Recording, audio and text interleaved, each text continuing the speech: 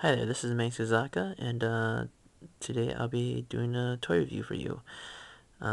Today's toy review is actually a video response to Ultraman Kronos' review on the 2003 Godzilla from Tokyo S.O.S with the red scar and the closed mouth. The reason why I'm doing this review is because Ultraman Kronos had mentioned this figure in his review, and I've decided to do this review so you all can see the difference between the two figures. This Godzilla is actually the 2002 Godzilla from Godzilla X Mechagodzilla, or else Godzilla against Mechagodzilla. And this is the figure with the open mouth and no scar. Well, first of all, I'm going to go into the detail, then I'll go into the articulation, then I'll give you any of my opinions about this figure compared to the Tokyo S.O.S figure. Well, first off, let's start off with the card. This is the figure's card. Although it does say Godzilla 2003, the sticker says 2002, and the movie did come out in 2002. So this Godzilla actually is the 2002 Godzilla. This is the back of the card. And this is an open tag, but I have actually kept it in a plastic bag to preserve the tag. And a point of notice, I realized some people actually keep their tags in like card holders, like plastic card holders. That actually weighs down the card and actually pulls on the string, can actually break the string with too much weight. So I actually suggest you guys put on like plastic bags on these things. You can actually get these from like, I don't know, your a hobby store or whatever for like probably $1. I got mine from Walmart for like $1, and you get like about 100 of these things. But anyways, let's get back to the figure. Let's talk about the detail on this figure. Of course, obviously I said that it's got the open mouth. You can see the open mouth. And of course, there is no scar on this figure. It's just his bare chest. The claws, my camera can't really see it well, but it's actually got that white that actually fades into like that yellow.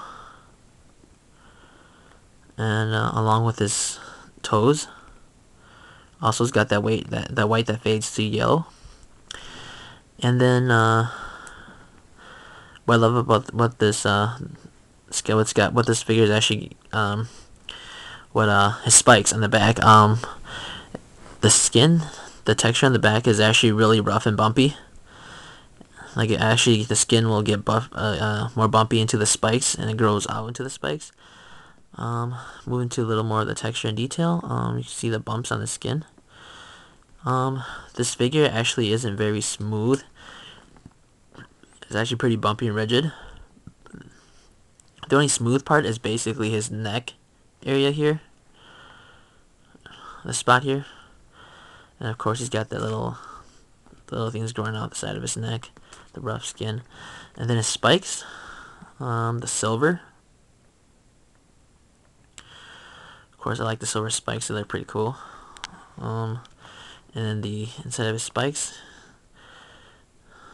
it's actually pretty bumpy and rigid in here too. And then let's go to his eyes. I actually like his eyes because his eyes actually are gold with this figure, which makes it actually pretty nice. I like the eye job in this figure. Awesome detail in the eyes. And of course the top of the head goes down all the way to the spikes, and then always to the tail. It's got some nice detail on the tail too. Alright, and enough of the detail. Let's talk about the articulation of this figure. This figure has actually got, I believe, 7 points of articulation. Let's start off with the head. The head can actually rotate 360. And then the arms can move horizontally. And this one over here too. And then the legs can actually move 360, but it's going to be a pain, so I'm not even going to show that.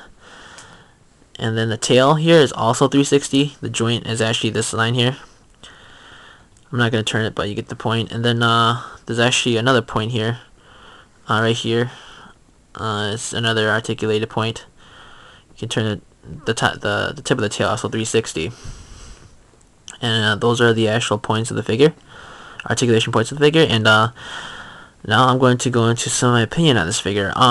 This Godzilla is actually my favorite Godzilla. He's actually got that 90s Godzilla look with the 2000 Godzilla look. He's got that tall posture like the 90s, and then he's got the skin and the spikes and like the neck area and almost the teeth look of the 2000 figure, except for the 2000 figure is actually a little more hunched over, and this one actually stands up like the 90s. And it's what I found interesting about this figure compared to the Tokyo S.O.S one is the spikes area, is the spikes on his back. Let me pull out my S.O.S figure. Let's see. I actually just like found this out a couple of days ago. Actually, when I compared my two figures, if you actually look at the S.O.S figure, the gray or the silver spikes, the silver color actually does not stop at just the spikes. It actually goes all over the back of them. You actually look carefully, you can actually see that the little sparkles here. Yeah, those are actually the silver paint. It actually goes all the way down from his back, instead of just ending at his spikes, which is really, really cool and neat and more detailed. And compared to the 2003 version from the Godzilla X mechagodzilla one, the open mouth one, yeah, it actually doesn't cover the back. It's just the spikes that are silver. If I can actually take these two and compare the two, yeah, can you see the difference? This is actually lighter, and this one's actually darker, because my light is actually reflecting off the silver paint on the back, and that is actually pretty cool. But I do like this figure. I give this figure a 5 out of 5. If you actually get the chance to pick them up, I highly suggest that you do so. I'm not exactly sure if you'll find one anytime soon. I've been looking on eBay for a while, and they actually haven't had one up for a while. So, yeah, if you actually go on, like the prices I've seen him run up to is actually like $80 to $100 even. I picked him up for like, I believe like $30 or so, which was actually a good price. But yeah, he compared him to this guy too, and if you actually have other 9-inch figures that he'll go really good along with, one figure that I can put in is the 9-inch No Weapons Kiryu. Right here, he is a good height. Kiryu is actually a little bit taller. I believe he is a little bit taller from the movie, I think. But yeah, if you get the chance to pick up this figure, I highly recommend it, and you'll enjoy them. Well, this has been a review by Mangsuzaka, and I hope you enjoy this review. Mangsuzaka out.